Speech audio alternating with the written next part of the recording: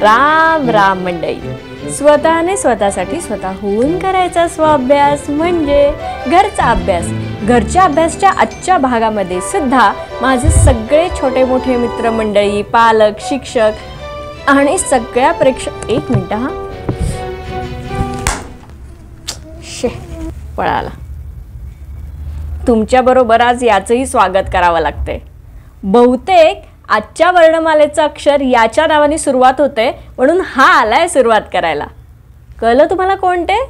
चला आजच्या भागाला सुरुवात करूयात.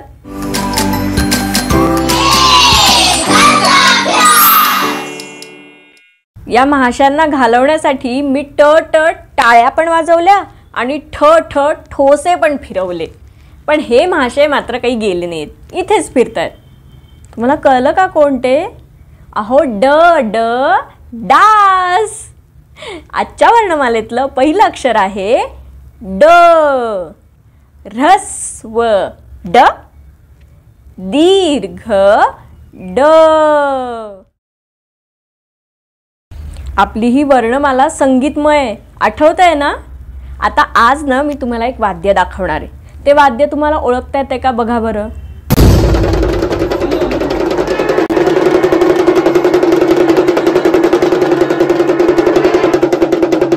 बरोबर, शिवशंकराचं वाद्य ड ड डमरू.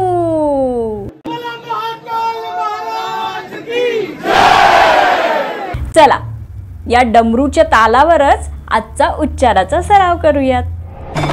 ड ड ड ड ड ड ड ड ड ड ड ड ड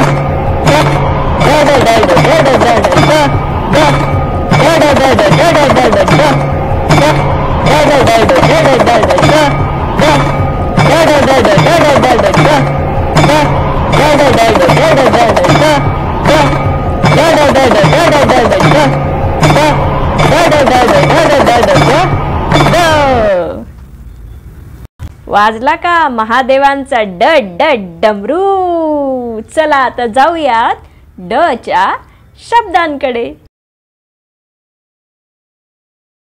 ही संगीतमय वर्णमाला आहे, त्यामुळे आज या अक्षरांसोबत स्वरही येणार आहेत. हो, नवीन खेळ. मी काय करणार आहे, ड चा तुम्हाला एका स्वरासहित उच्चार सांगणार आहे. तो उच्चार तुम्ही नीट ऐकायचा आणि त्या विशिष्ट स्वराचा शब्द सांगायचा. ड पहिल्यांदाच आला पाहिजे असं नाही आहे. हो हो, मी खेळून दाखवणार आहे आणि नंतर स्वराक्षराचं एक एक उदाहरण पण देणार आहे. सुरू करू खेळ. मी माझ्यासाठी घेतलाय ड अधिक दीर्घ ऊ म्हणजे डू. डू डूल, लाडू, खेडूत, धडाडून, कडकडून. आलं लक्षात? चला आता तुमची पाळी. हा खेळ खेळायची एक सोपी युक्ती सांगू. आपण आत्तापर्यंत जे जे अक्षरं शिकलो आहोत ना, ती याच्या मागे पुढे लावून बघायची आणि मग त्याच्यातून कुठला शब्द तयार होतो का ज्याचा अर्थ आपल्याला माहिती आहे ते शोधायचं. म्हणजे बघा हा, आता मी परत घेते दीर्घ डू. मग मी लावून बघणार क डू. हो, कडू होतं. कोडू, किडू, केडू नाही. डूक, डूकी नाही. मग आता यात ख कडे.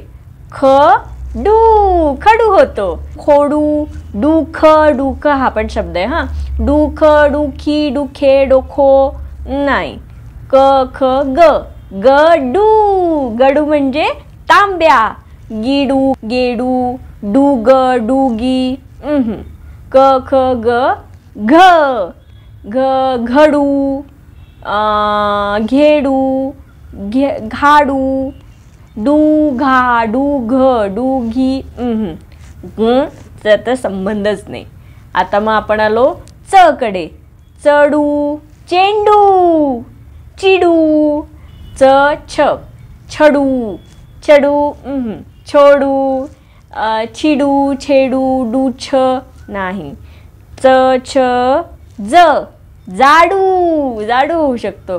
जोडू, जिडू, जेडू, डूजा, डूजी, डूजो, च छ ज झ, झाडू, झेंडू, झिडू, झाडू, डूझा. माझे शब्द संपले. अरे हो, एक सांगायचंच राहिलं. तुम्ही ज्यावेळेस हे शब्द शोधाल ना आणि तुम्हाला शब्द सापडला रे सापडला की तुमच्या वहीवर नाहीतर पाटीवर नाहीतर फळ्यावर एक उभी रेघ मारून ठेवायची. म्हणजे आपण या स्वराक्षराचे किती शब्द शोधले हे आपल्याला कळेल, हो की नाही. चला आता जाऊयात खेळाकडे. आज घड्याळरावांना आहे सुट्टी, त्यामुळे चलचित्राला विश्रांती द्या आणि मनसोक्त खेळा. तुमचं पहिलं स्वराक्षर आहे ड आणि दीर्घ ई म्हणजे डी. उदाहरण साडी.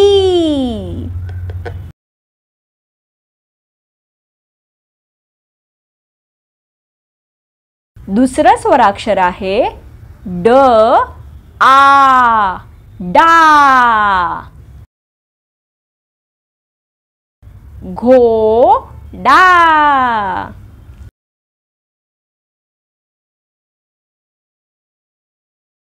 तुमचं पुढचं स्वराक्षर आहे ड ओ, डो.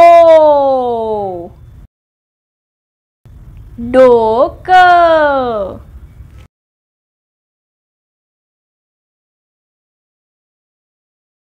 तुम्हीच आज भरपूर शब्द शोधले असतील, हो की नाही. त्यामुळे आज वाक्यांना सुट्टी. जाऊया थेट पुढच्या अक्षराकडे. काही ऐकू येतंय? बघा बरं, कसला आवाज आहे? बरोबर, ढोल. पुढचं अक्षर आहे ढ. ढ ढोलाचा. त्यामुळे आज उच्चाराचा सराव पण आपण ढोलाच्या तालावर करूया. चला. ढ ढ ढ ढ ढ ढ ढ ढ ढ ढ ढ ढ ढ ढ ढ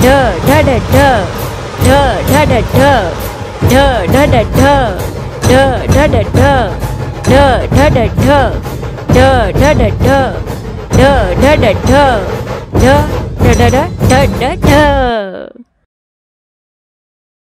हा ढ आहे ना, हा मोठा गमतीदार आहे बरं का. हा ना लोकांना नावं ठेवण्यात पटायत. कसं ते आधी तुम्हाला ढचे शब्द सांगते आणि मग हा कशी लोकांना नावं ठेवतो तेही सांगते. ढचं पहिलं अक्षर आहे, ढचा पहिला शब्द आहे ढेकूळ. शेतकरी काका पीक लावण्याआधी सगळी माती एकसारखी करून घेतात. त्याच्यात असलेले मातीचे खडे फोडतात आणि जमीन एकसारखी करतात. त्यातले ते मातीचे खडे म्हणजे ढेकूळ. ढोपर. या उच्चाराच्या जवळपास असणारा शब्द तुम्हाला ऐकल्यासारखा वाटतोय का? कोपर. कोपर म्हणजे आपल्या हाताच्या या वरच्या आणि खालच्या हाडाला जोडणारा सांधा किंवा वाटी म्हणजे कोपर. तसंच आपल्या पायाच्या वरच्या आणि खालच्या हाडांना जोडणारा सांधा किंवा वाटी म्हणजे ढोपर. हो हो, म्हणजेच गुडघा. गुडघा म्हणजेच ढोपर. ढोली. काही पक्षी असतात ना, हे घरटं करायच्या फंदातच पडत नाही. ते काय करतात, एखादं छान असं जाड बुंध्याचं झाड शोधतात. आता तो जाड बुंधा हे पूर्ण भरलेला नसतो. त्याच्यामध्ये काही जागा या पोकळ किंवा रिकाम्या राहिलेल्या असतात. त्या पोकळ जागेमध्ये हे पक्षी घर करतात आणि त्या पोकळ जागेला म्हणतात ढोली. आता हा ढ कसा गमतीशीर आहे बघा. हां, एवढ्या मोठ्या रुंद खोडाच्या पोकळ जागेला ढोली म्हणतात. म्हणून जो माणूस नुसताच जाड झालाय, त्याच्या अंगात आत काहीच ताकद नाही, त्या माणसाला हा नाव ठेवतो ढोल्या. आणि स्त्री असेल तर ढोली. जाड लोकांना नावं ठेवायला या ढला तर इतकं आवडतं. ढोल्या, ढोली, ढब्बू, ढेण्या, ढबुला, ढेबऱ्या, इतकी नावं. बरं, हा ढ आहे ना, हा फक्त एका अक्षरामध्ये तुम्हाला रडायला लावतो. आम्हाला जर लहानपणी तुम्ही ढ आहात असं कोणी म्हटलं की आमच्या डोळ्यातून घळ घळ पाणी व्हायला लागायचं. कारण ढ म्हणजे बुद्धू, काहीच येत नसलेला. जाड माणूस असेल तर याला म्हणतो ढमाल. जाड बाई असेल तर म्हणतो ढमाल मावशी. जर एखादी बाई खूप उंच असेल इतर बायकांपेक्षा तर हा तिला म्हणतो ढंकाळ पार्वती. आणि जर अमिताभ बच्चन सारखा उंच पायांचा माणूस असेल तर हा त्याला म्हणतो ढेंगळ्या. आता तुम्ही एखाद्याला म्हणता तुला ढापण लागलं. आता ढापण म्हणजे चष्मा का हो? नाही.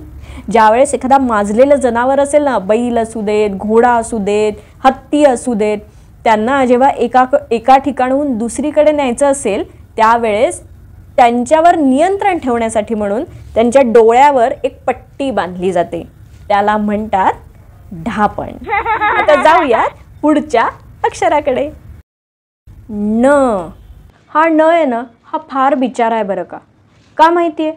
मराठीमध्ये हा न खूप वेळा वापरला जातो, पण याचा उच्चारच चुकीचा करतात. म्हणजे मला म्हणायचं असेल पाणी आण तर मी म्हणते पाणी आण. जर मला म्हणायचं असेल आपण सर्वजण तर मी म्हणते आपण सर्वजण. जर मला म्हणायचं असेल पण म्हणलं, मी म्हणते पण म्हणलं. हे चुकीचं आहे की नाही? काय होईल माहिती आहे का? याचा उच्चार जर आपण व्यवस्थित नाही केला ना तर आणि सारखा हा सुद्धा चिडून निघून जाईल आणि हळूहळू नामशेष होऊन गायब होईल. आपल्याला चालेल का? नाही ना. मग आता तुम्ही लक्षात ठेवा की याचा उच्चार जीभ वळवून टाळूला लावून न असा होतो. आता हा न असणारे रोजच्या वापरातले काही शब्द मी तुम्हाला सांगते, म्हणजे ते शब्द तुमच्या कानावर पडले की तुम्हाला आठवेल आपल्याला याला न च म्हणायचं आहे. सांगू शब्द? पाणी, आणि, लोणी, पण, आण, आपण, सर्वजण, वरण, पुरणपोळी, वाटाणा, फुटाणा, शेंगदाणा, दाणा, किंवा ज्या काही कृती आहेत ना त्या कृतींमध्ये सगळ्यांमध्ये हा नच वापरला जातो. म्हणजे झोपणे, उठणे, खाणे, पिणे, बोलणे, वाचणे, धुणे, पिळणे, सगळ्या क्रियांमध्ये हा न असतो.